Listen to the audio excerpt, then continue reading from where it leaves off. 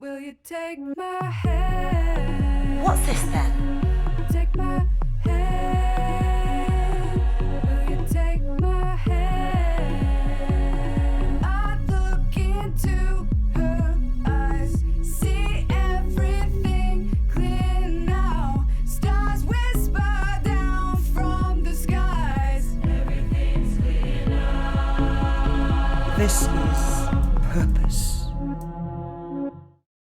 G'day, my name is Alan Madden, Gadigal Elder. For my first song, only kidding you fellas. But first and foremost, I'd like to acknowledge our Aboriginal elders, all elders, past and present, and pay my respects to all our Aboriginal and Torres Strait Islander brothers and sisters. From whatever Aboriginal or island nation you may have come from, welcome to Gadigal. And to all our non-Indigenous brothers and sisters, a very warm and sincere welcome to you to Gadigal. No matter where you've come from, whether it be across the seas, across the state or across town, once again, a very warm and sincere welcome to you. And as I've mentioned many times before, was, is and always will be Aboriginal land. Only three things short than that: coming, taxation and going. Where we are today is Gadigal. Gadigal is one of 29 clans of the Eora Nation.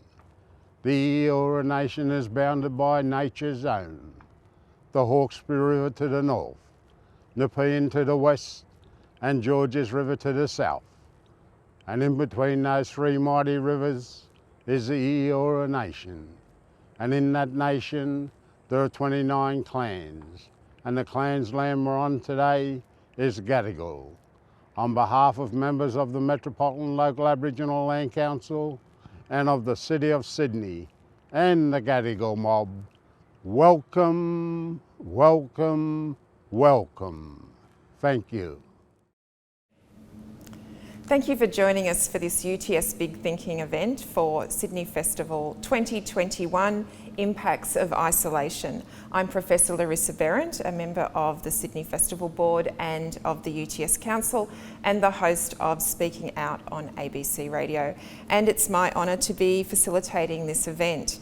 I'd like to begin by acknowledging country and, on behalf of the panel, pay respects to the Gadigal people of the Eora Nation, and ask that you, in your own way, wherever you are, acknowledge the country that you're on. So as we pay respects to our elders, past, present and emerging, who are the custodians of knowledge and who generously share this country with us, it's a moment to reflect on their role as storytellers and knowledge holders.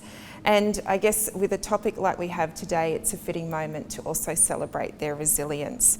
So what we're going to be discussing is the impacts of isolation. With this era of COVID, what do we miss, what have we learnt, and how have we changed?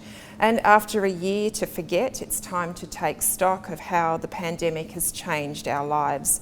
What have we gained and what have we lost during these long and unsettling days of isolation and disruption? Social distancing, working from home and remote learning are just some of the ways our lives have been changed in fundamental ways as we've seen the spread of COVID-19. But it's also important to not lose sight of the hidden costs, especially mental health and social challenges that have emerged along the way. Now, as the pandemic's moving into a new phase and the possibility of a vaccine comes into sight, we can start to assess the long-term impact of these changes and whether our lives will be forever altered from this extended period of lockdown. To help us explore these questions, we've got two great minds with us to give us their insights and perspectives. Wesley Enoch is the Artistic Director of Sydney Festival and is a writer and director and one of the most influential voices, not just in the creative arts sector and in the Indigenous community, but in Australia. And Phillipa McDermott is the Head of Indigenous Employment at the ABC. She's also a journalist and is the Chair of the Bangarra Dance Theatre and was a UTS Alumnus of the Year last year in 2020. We were also to be joined by Liz Martin, the multi-talented award-winning musician, but unfortunately she's unable to be with us today due to illness. And that, I guess, gives us a good introduction into how disruptive these times have been. And I guess, Wesley, we'll start with you, because as the director of Sydney Festival, you were very lucky that the pandemic hit just after the festival last year, but here you are, the first festival really to be trying to get off the ground since we've been hit by the pandemic. And I was wondering if you could talk to us a little bit about how you've navigated putting on such a major event in these circumstances. Yes, thank you, Larissa, and thanks for having me here too. This is a great thing between UTS and the festival about big ideas.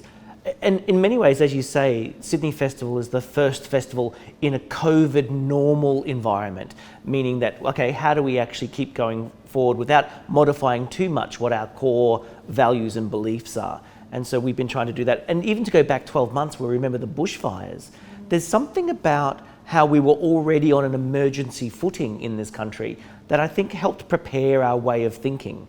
That the last 12 months for the Sydney Festival has been about shaping our scenario planning, the possibilities, and our relationships with artists, but always putting our values forward.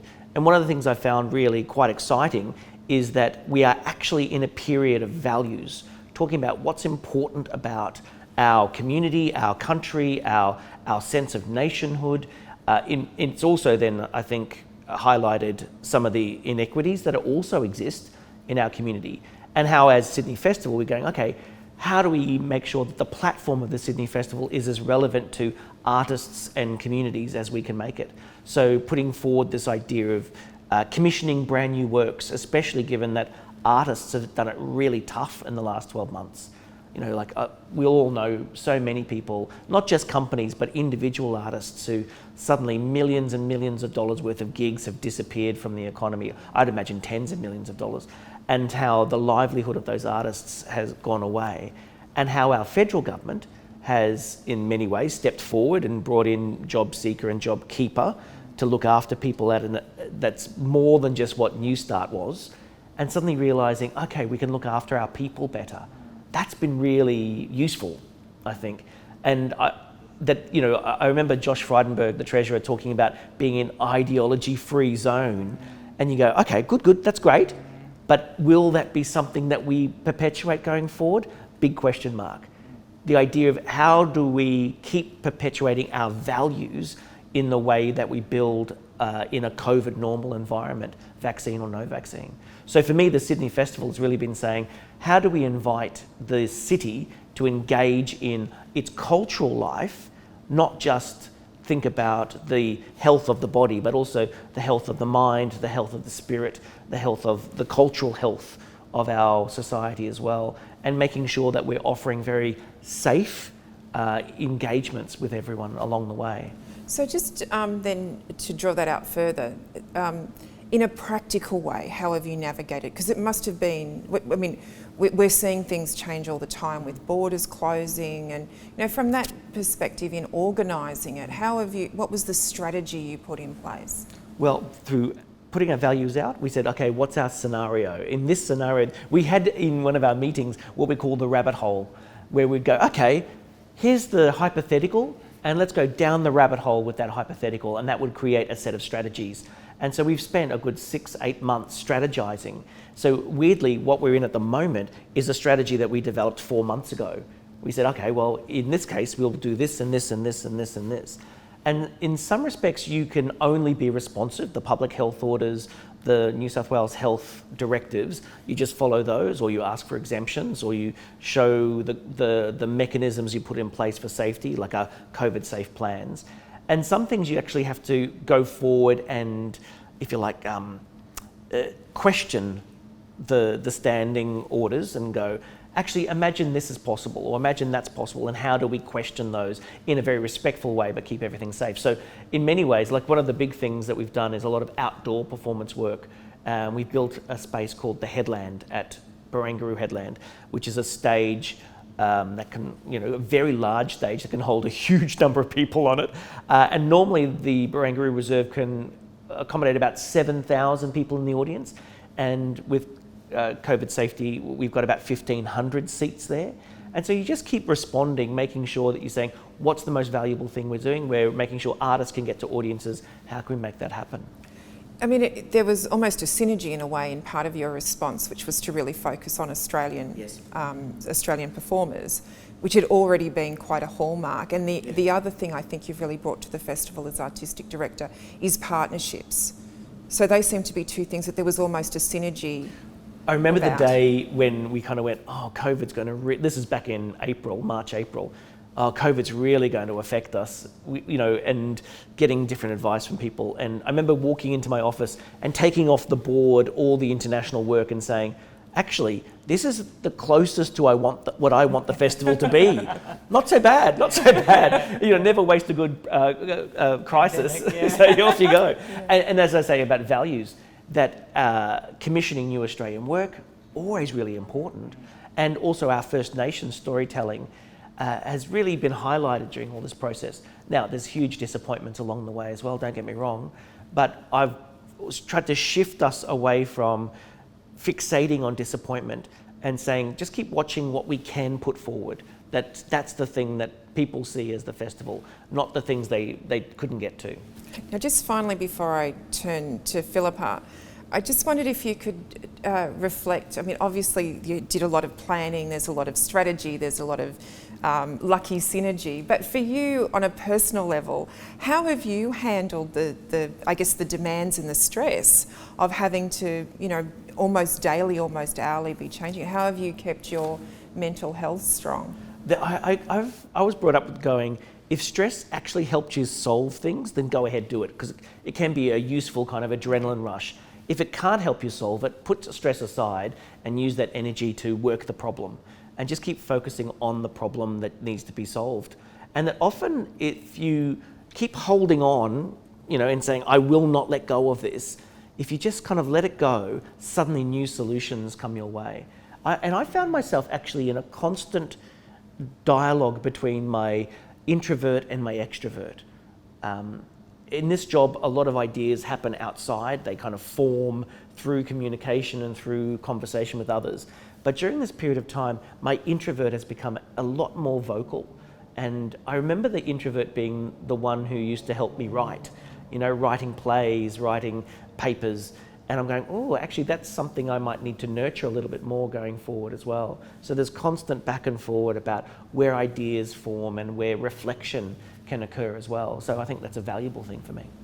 Now, Phillipa, you had to really oversee not one but two organisations through this period. Your role at the ABC means that one of your key concerns is the staff and how the staff of that organisation are faring. And then, of course, as chair of Bangarra. So you had two very different organisations, but both had to be managed through the pandemic. Can you share with us how you approached both of those organisations through this period? Yeah. Well, thank you for having me, and lovely to see you too. Happy festival. Thank you. Happy festival. Well, look, I mean, the ABC in a lot of senses is such a big beast that there's a lot of people to help, So in terms of what I look after, which is Indigenous staff, really, in both cases, it's about safety first, about our people and their safety, and then, really all the practical kind of work things about employment, working from home, WHS. These are things that people don't normally think about, but they're really important and trying to keep people safe. So because our communities locked down quite early, some even in February, they were asking before both organisations has actually made a decision, to work from home. They were asking to go back. So it was like, well, should we, people were, I think around in February were a bit, how's it gonna kind of play out? So managing that, we tried to let as many people go as we could go back to their communities. But if they didn't have good internet or what have you, how are they going to work from there? So, these are all these kind of really practical things that we had to think about, but also, safety in communities, have they got a proper place to stay, that kind of thing. And same for the dancers and the staff at Bangarra. They were like, we didn't know if we were going to stop performing, should they stay, should they go back to their communities, and then also communities didn't necessarily want people who'd been in Sydney to go back. So yeah, navigating that kind of stuff. So really it was people first and safety, then business. So the ABC of course looked after that side of things, but in terms of Bangarra, really scenario planning, right? We have planned for every possible and going through, the months, every possible scenario, cash flows, and it was actually about, I think the thing for us was people first, business, then content, so how we're going to keep the business going, how we're going to keep the company afloat. We weren't sure about JobKeeper then, we lost 90% of our box office from our touring. So it was pretty, pretty scary, but we were lucky in the sense that we had an excellent ex-board member come back on in Lynn Ralph and as the head of our audit and risk. And so she had kind of, so much experience. She really helped a fairly new board kind of run through all the paces. So it was, people, business, then content. And for the dancers, again, the WHS thing, by the time they couldn't go back, we had to get some of them shared accommodation. So they are rehearsing and practicing in a lounge room. How do you make that safe? We had to buy tarquette for them. We had to, do you know what I mean? Like these are the kind of things that you'd never think about.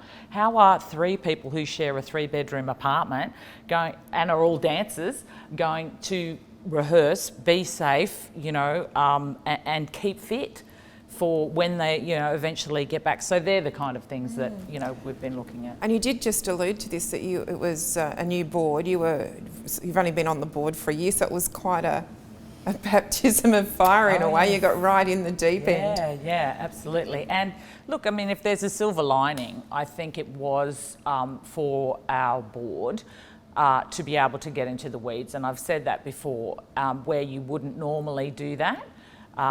Coming onto a board, we actually had to, through the literally maybe 15, 20 financial scenarios that we had to plan for, and performance scenarios. Is it going to be 2 square metres, 4 square metres, whatever it is? We had to go through literally every line item and adjust it for the different, health challenges and scenarios. So it really helped us understand the business a lot better, and also where we could make, savings. I mean, it was dire.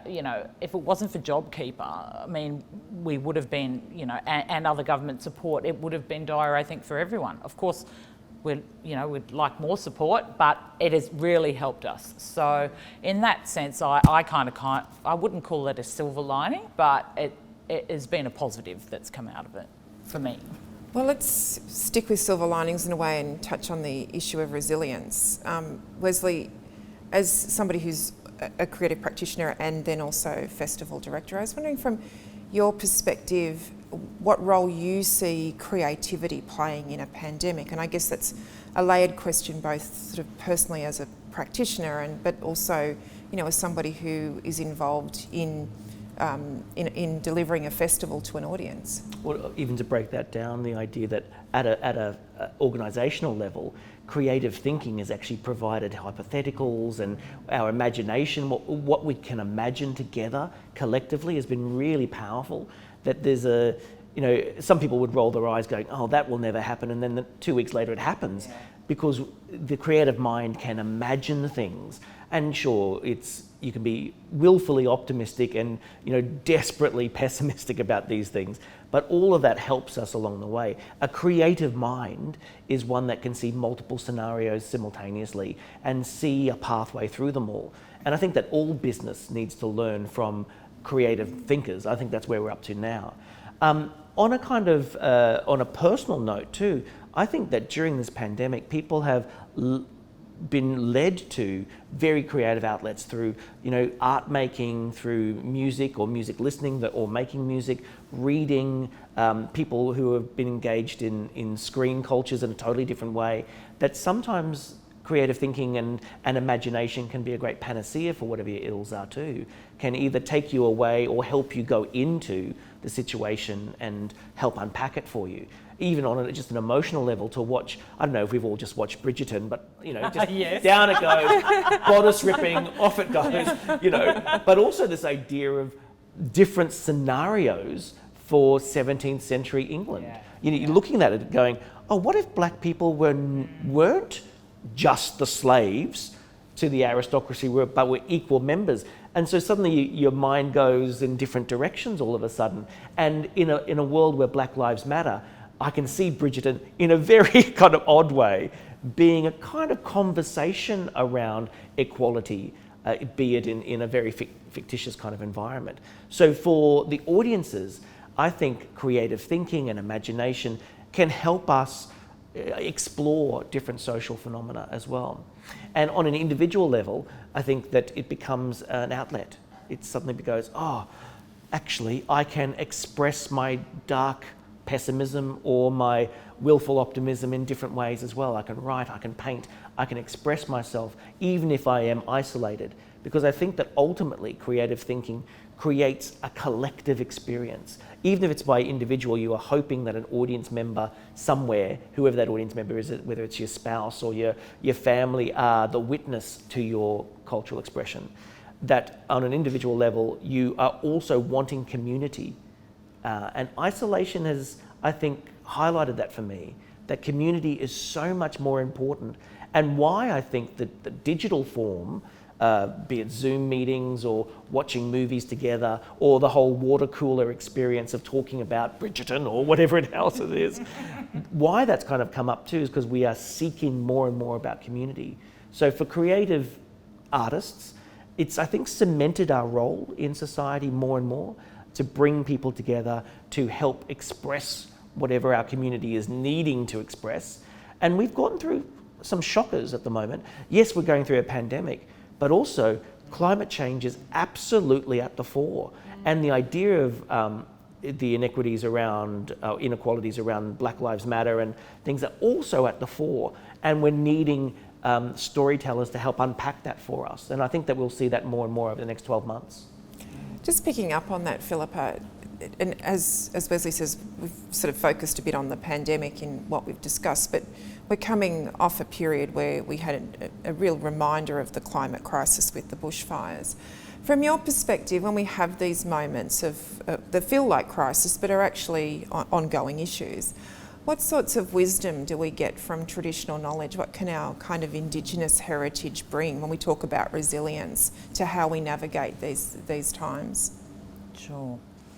Well, I think in terms of the climate issue, those fires really brought home how Aboriginal people managed land, how our community, and still do, how our communities do that.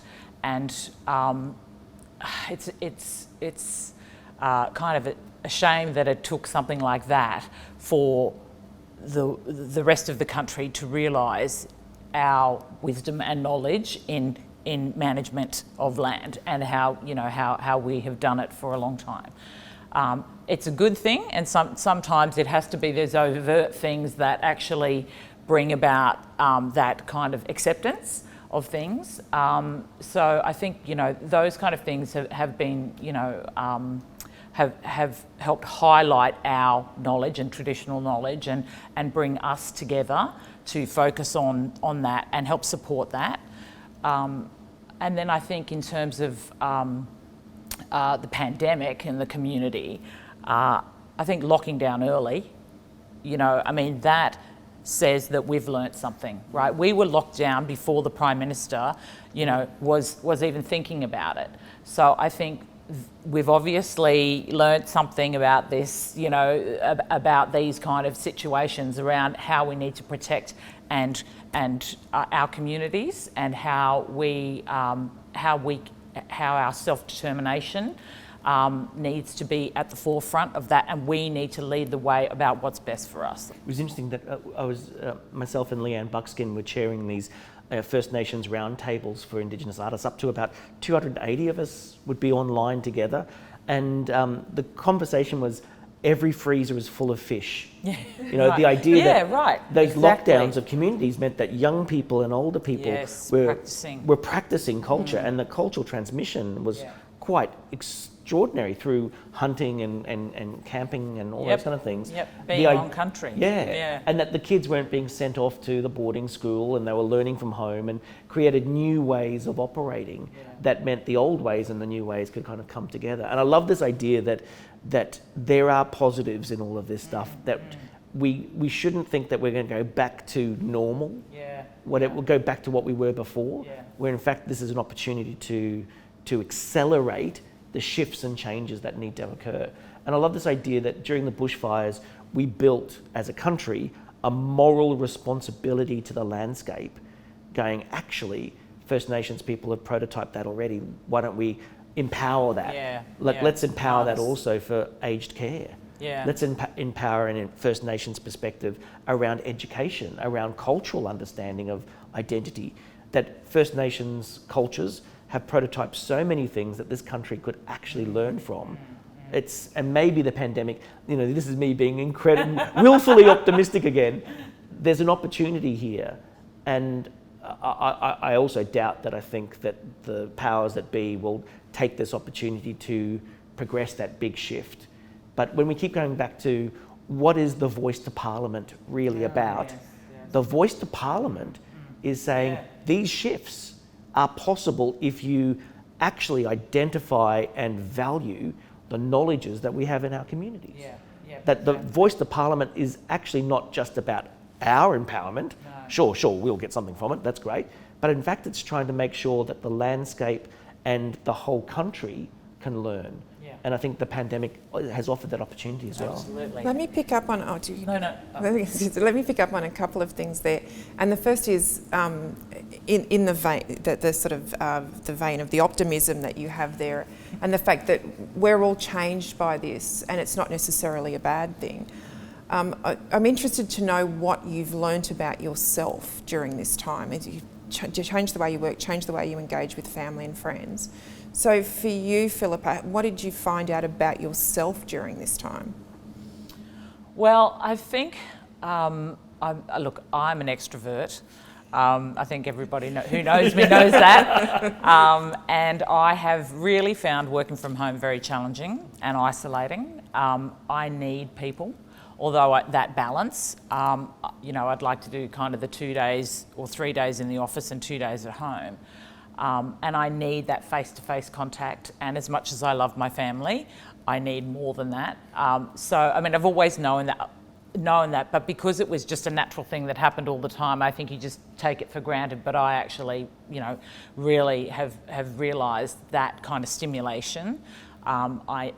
Zoom is not enough, and as much as I've loved all the content that I've been able to, to watch and what have you, I went to see Sunshine Supergirl, of course, part of the festival, and like just being in a theatre again was like, this is what I need. So for me, I always knew that, but it kind of reinforced that, and I think.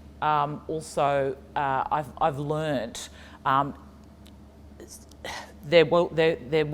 we're not going to go back to the way we were. And how many, rounds of this are we, waves are we going to go through? I've just missed out on a trip going back to country because I decided, things were looking good. I'll go in January. And then, the borders got shut down again. So I haven't seen my family, half of my family for nearly a year, because I was, I thought, we're kind of safe-ish, so I'll book my trip. So do things as soon as you can. That's my new kind of thing. Absolutely. If you've got to go, if you want to see your family, don't, do it before Christmas. Don't do it after Christmas. While you can, because you never know what's going to change, right? That's right. We had a similar issue in our household with exactly that phenomenon. What about you, Wesley? What have you learnt about yourself during this time? Often I would be jumping on a plane at least once a week to fly somewhere, and seeing that also as an active ego. The idea of importance that you place upon the trappings of flying somewhere, having a meeting, doing things like that, where in fact trying to kind of work out what's actually valuable and how you can do things. So new technologies have meant that in this period I've kind of upgraded the way I engage with hardware, software, to go, okay, this is actually a telephone conversation. This is a video conversation that needs to happen. This is actually an email. This is something that absolutely is about relationships. So Christmas dinner, I literally just got to Brisbane, had a Christmas dinner with my family about a week before Christmas, and got out before the borders closed. Like, I just in and out. And I go, that quick trip, which I'd normally just do because I thought I was so important, was one of the things I really valued, and go, oh, that's really important. Giorgio Agamben talks about this idea. He's an Italian philosopher, and talks about the physical health of body, but in fact, there's also the cultural health and all the other issues that we've talked about. This idea of how society is operating, and that often we highlight the physical health over our cultural health, and that idea that actually, you know, your work life, your earning money, all of those kind of things, your cultural life is just as important. Yeah. And how, whether that goes to the theatre or in fact going, this is my window to visit country, everything else needs to step back for a second and move forward. And I've spent a lot of my working life valuing work, valuing earning money, valuing the perception of me from my colleagues, rather than perhaps the cultural life that we're leading, but it's atrophying through this period, and how we need to invest in that. So the active ego, which says, do you like me, do you like me, has really taken a back seat to the idea of, this is the obligation I need to fulfill more and more. When you were talking about all the different scenarios you tested, was there a scenario where the artistic director was caught outside of Sydney during the period because of a border closing? No, but it's interesting that in our analysis, I am a major transmission risk because of the way I engage, and I talk to audience members, I talk to artists, I talk to staff. So I'm not allowed to go backstage and talk to artists after a show, because I could potentially take something from an audience member to them. Yes, and yes, of course. So it's interesting. Yeah. That's the bigger kind of scenario. We planning. don't need you to become a super spreader That's event. right. No, we were elbow bumping when we Yes. saw each other just before. So, you know, absolutely, you're practicing. That's very right. good. I want to take us back to the big picture again. And Phillipa, I know one of the issues that's very close to your heart is the deaths in custody. You've been a long advocate around social justice with your work. And I think one of the phenomenons we saw last year in 2020 was the momentum around the Black Lives Matter movement, which again, I know you were involved in the Australian response to that. This happened in the midst of a pandemic and sparked by something in the United States. I was just wondering was there a connection to the fact that this issue that you've advocated around for decades suddenly had a moment where there was greater attention on it? Was that a coincidence that this happened during a pandemic, or do you see that there was some correlation? And what do you think the longer legacy of that might be? Will it lead to some change?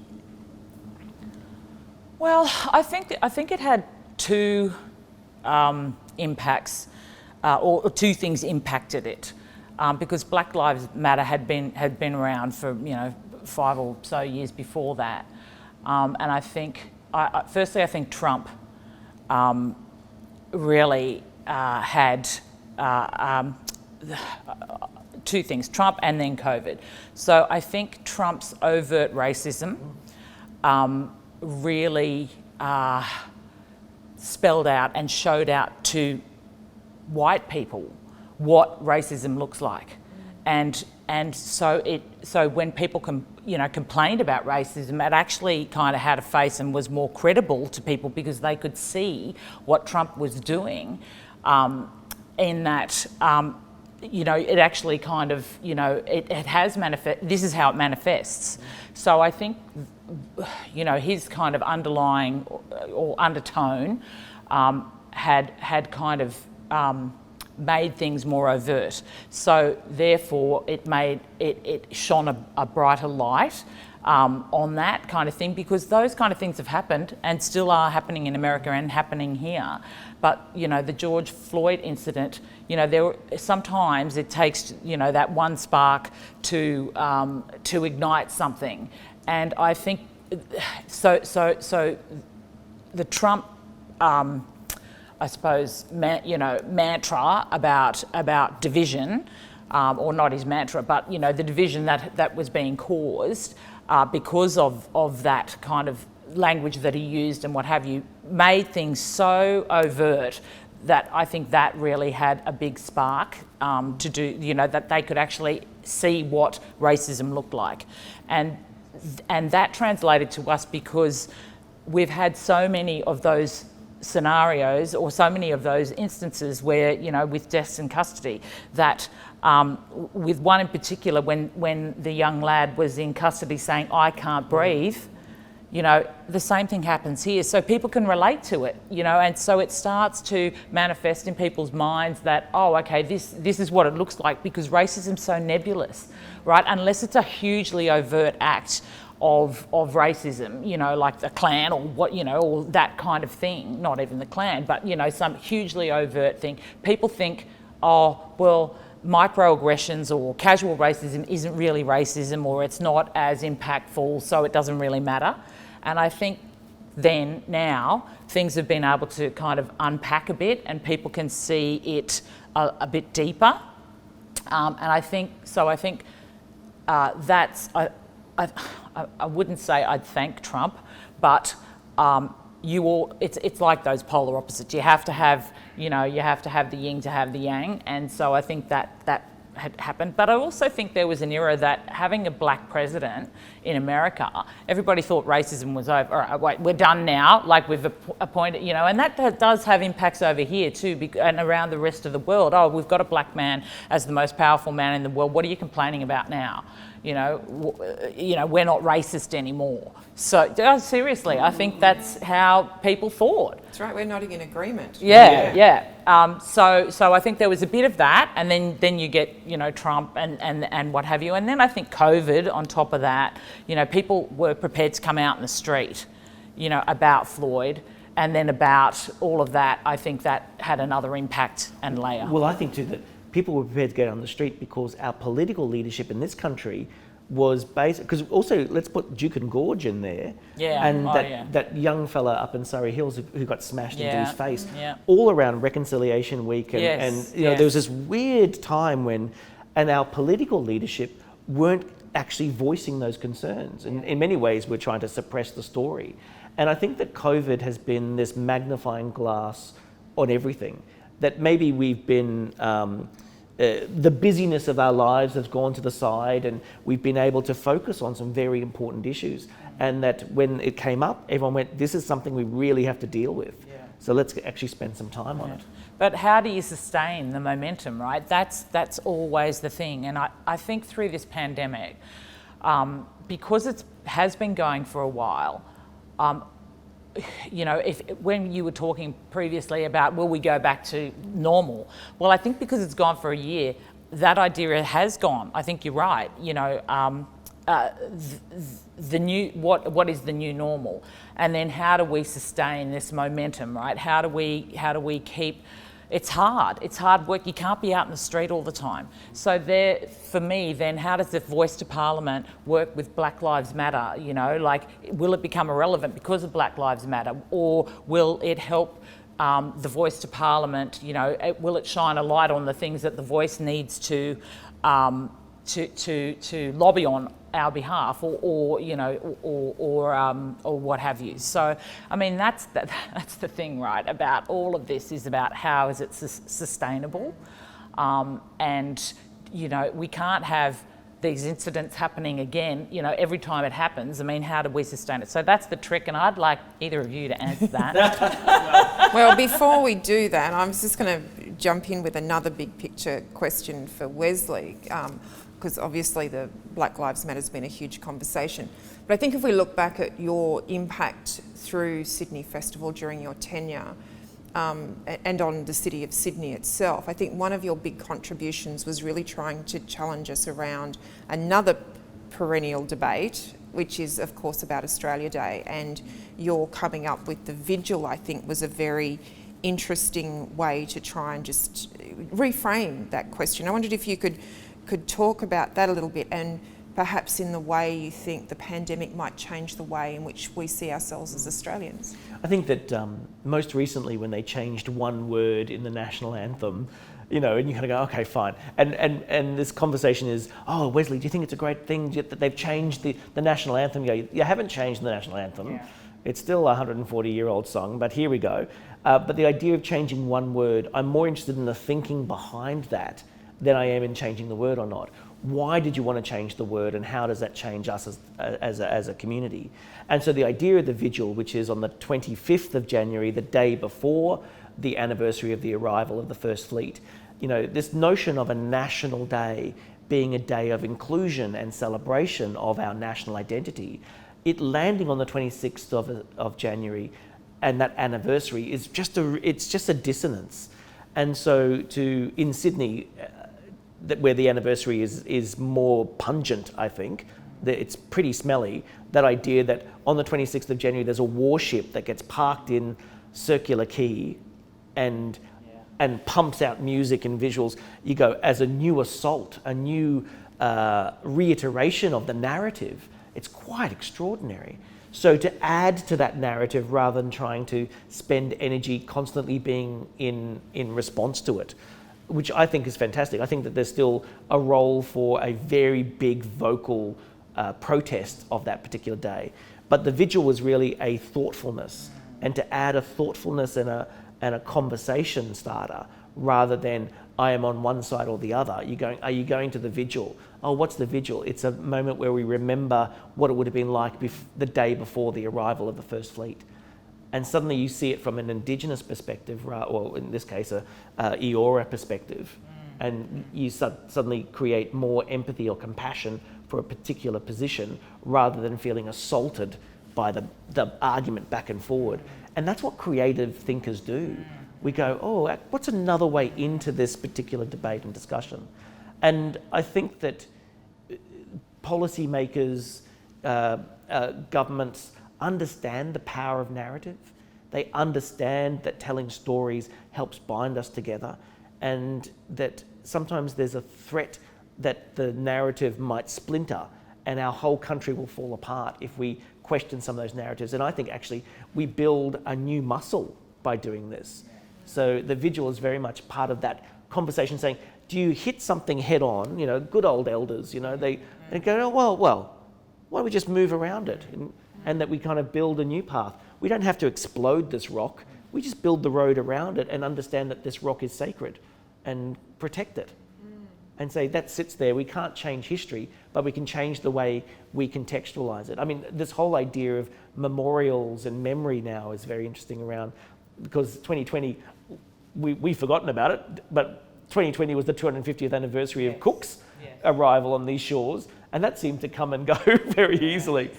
All it needed was a pandemic. Yes, Ironic. and weren't we lucky? I actually went, I live at Botany Bay at Kamei, and I went to Kurnell that day, and I had my Vernon Arkey, you know, still here t-shirt on, and I ran into two elders from La Perouse over there, and a young girl, and they were talking about all of the stories that they had grown up with at Kurnell, and literally, it's only 5 or maybe 8 generations back of when those boats were in that harbour. Yes. And so I was actually kind of just listening to these aunties, and they've got some beautiful sculptures there now and what have you, telling us stories of growing up there and what they had learnt, and that was incredible. And it was the way it should be. It was a peaceful day.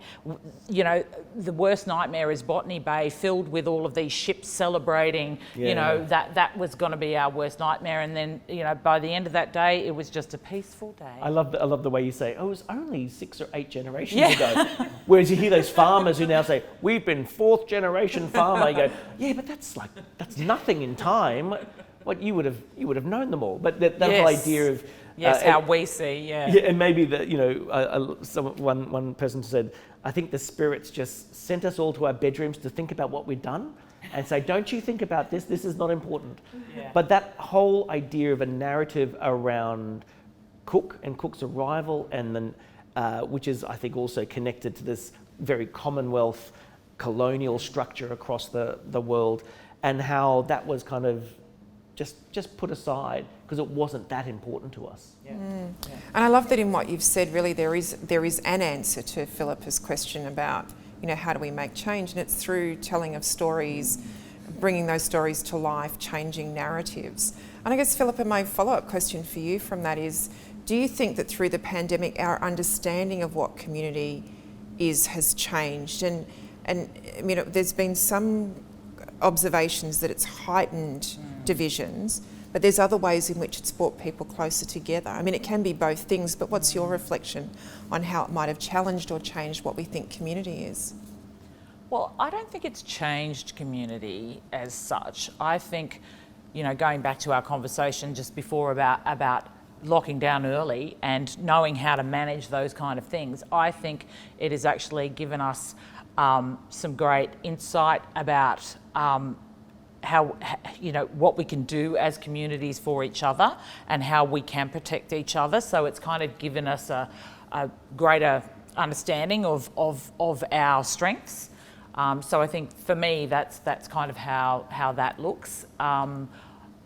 I don't know about divisions. I haven't really heard, or seen or felt, much of that kind of energy around. I think it's really been more positive. And I think, that the idea of going back to country is not impossible for kids to be able to be there, even if they are locked down, because, now that, we've got the NBN or whatever, believe it or not, if that works in that community, we can actually be on country more. And then people, get the value and understand, the sustained value, I think, of being on country. But that's one of the issues, I think.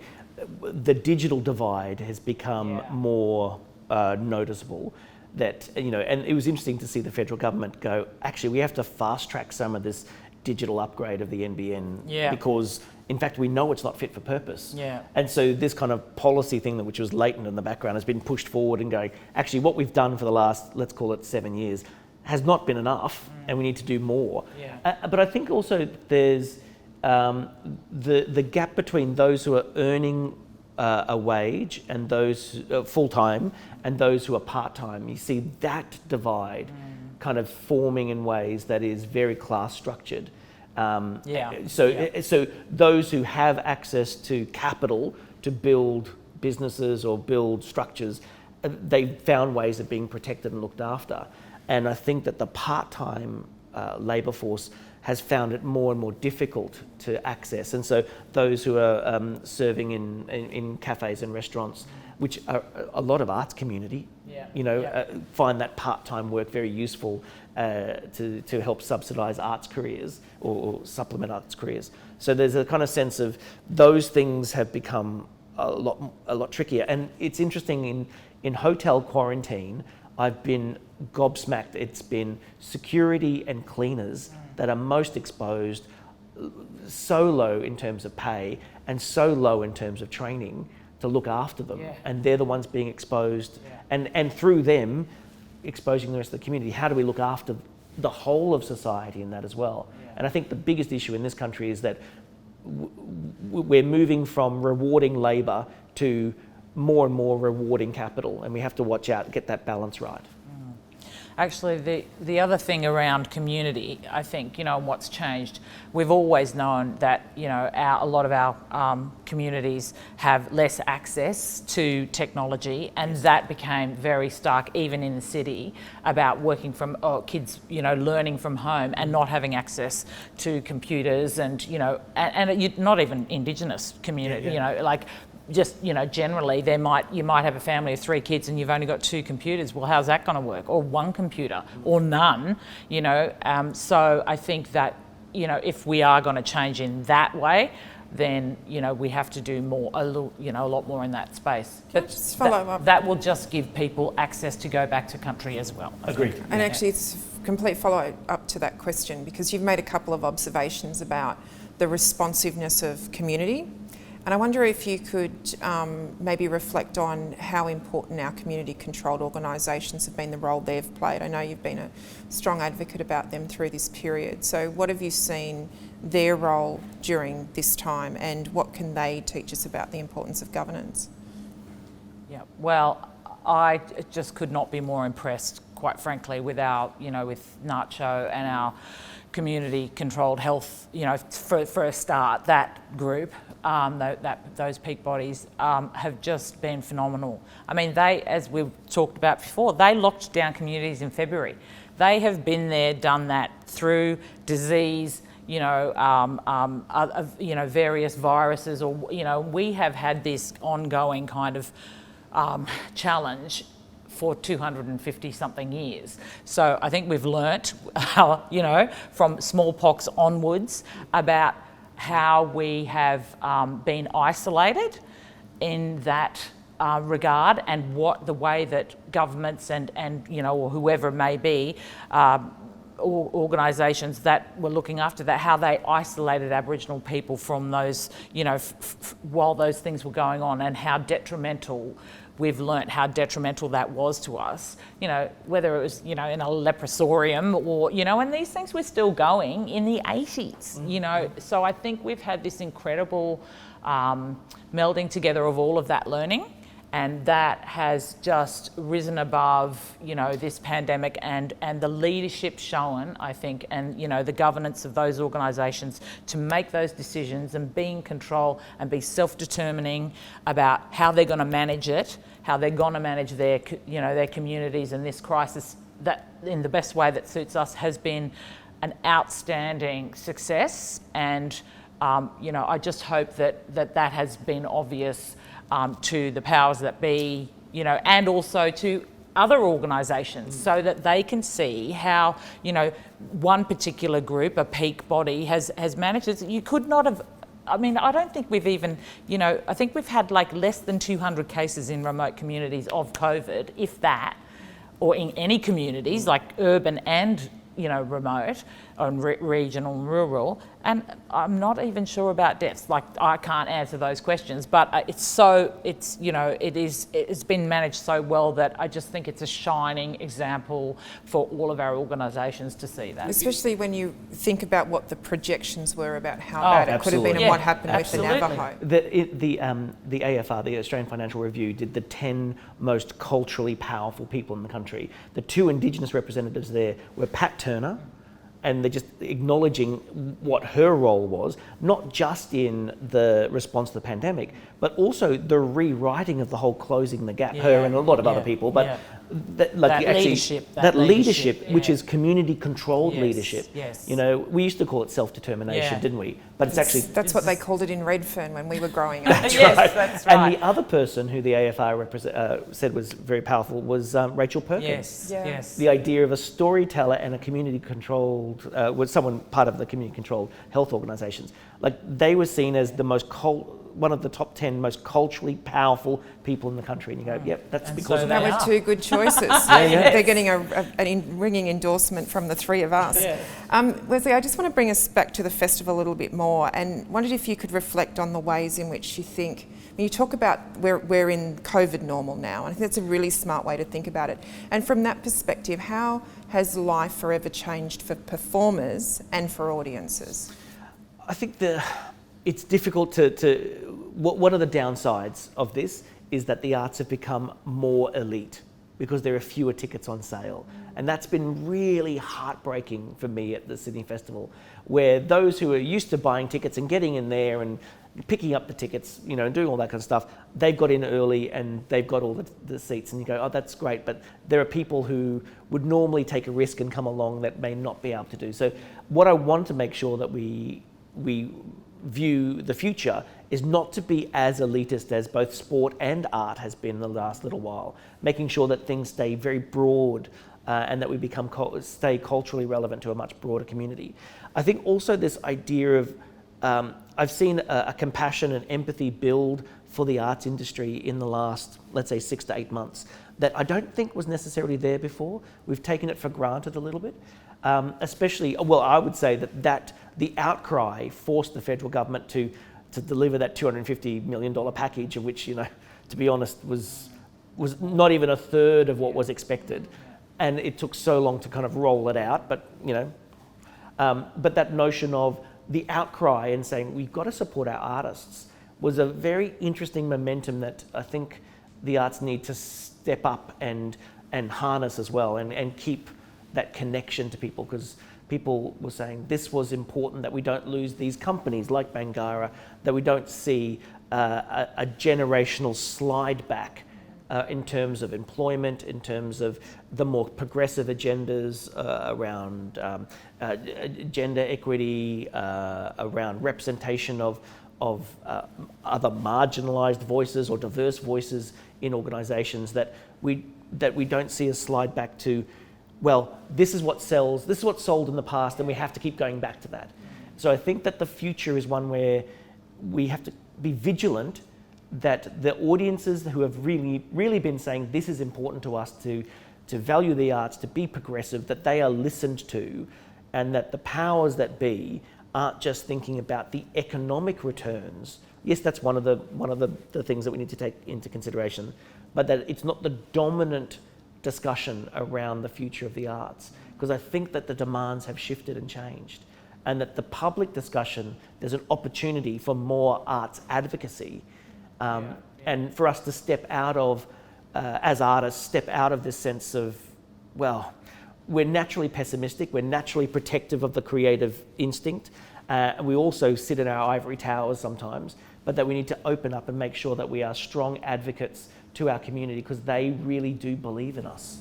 Do you have any observations about that, especially with your role as Bangarra, about how performance and audience might have changed forever? Well, I think people probably are a bit over digital. But I don't think we can ignore it though. No. Yeah. But I mean, people are desperate to get back Agreed. out. And they will, of course, and they will go back to digital. If they have to, they have to. But of course, I think they would much prefer, in a safe way to do that. And I think, well, with Bangarra, we're doing a regional tour, which is something that we perhaps we would maybe only go to 3 places, but now because of scheduling and what have you, we're able to go to a lot more places. So I think that is really going to be probably a lot more on the agenda.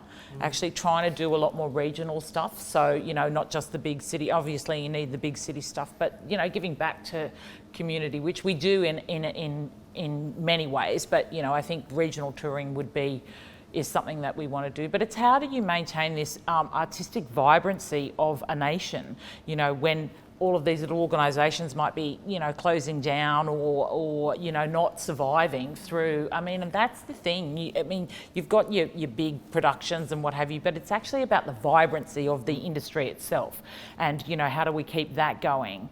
I think is something that, that we all have to consider and support. Well, maybe there's idea to add into the idea of festivals have had an addiction to exclusives and premieres, when in fact collaboration is the buzzword. Well, it always has been, but it has been for you. It has been for me, but I think more and more people are doing it too. More people say, if we are going to bring an international group over, the idea of bringing them to one festival only and then returning them, both environmentally but also in terms of the health impacts.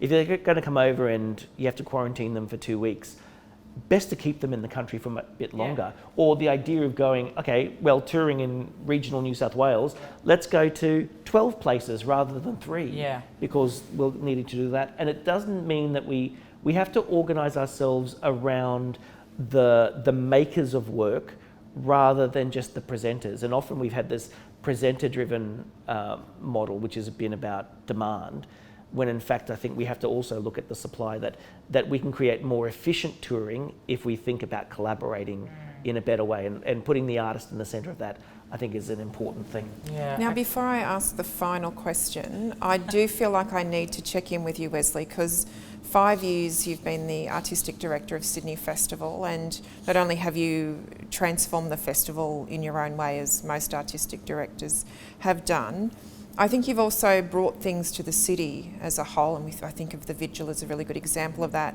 that have been uniquely your imprint and will be a lasting legacy. But I just wanted you to share with us what you hope your legacy will be from the festival and what you're planning to do next. Well, legacy is one of those wonderful Scary things. words. Well, but I think it's for others to value or not. Like it's that classic thing when you leave, it's what stays behind. And it was actually quite disappointing, just a little backstory. Having left the Queensland Theatre Company 5 years ago, to then realise in 2021 that they had no Indigenous programming for the first time in over a decade. Wow. And kind of going, you can't know, and being, needing to be vigilant about those things is very important. But I hope that what I've done at Sydney Festival is, number one, not been so independent artists, small companies, large companies, that they feel that the festival can be a home for their cultural ambitions, things that are out of the ordinary and things that they can challenge themselves to do something slightly different.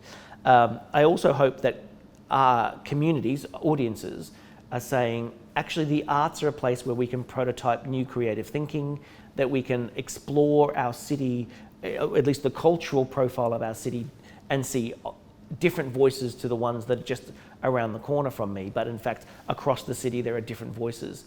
And that Sydney is, for all that we poo-poo it, it is in fact one of those kind of cultural leaders spaces in the nation. So how do we shift, and therefore others can look at it and learn the lessons and do it better or something as well. So those ideas of collaboration, the ideas too of First Nations storytelling. I think in my time, even the last 5 years, I've seen festivals go from just having 1 or 2 Indigenous works to going, actually it's not proper unless you have about a dozen. Yeah. And suddenly the people lifting out of not just a big opening event, but you need to have a body of work to see the diversity of storytelling from a First Nations perspective, not just the one ticker box kind of idea. And that's been a shift I hope doesn't slide back. And the idea of diverse voices, not just from a First Nations perspective, but saying that there are amazing voices out there, that the arts are maybe not their priority in a first generation kind of wave of migration. It might come through in the second or third, that when they are there, it actually normalises their position in society for a festival to give them a platform. So, what am I doing next? Yes. I'm going to split my time. My partner lives in Melbourne, so split my time 6 months in Queensland, in Brisbane, and 6 months in Melbourne. And I'm going back to live on Stradbroke Island. Back to country. Back to country where I come from, Minjerribah. And the families we've got together, and we're building an arts centre. So helping doing that together would be really great.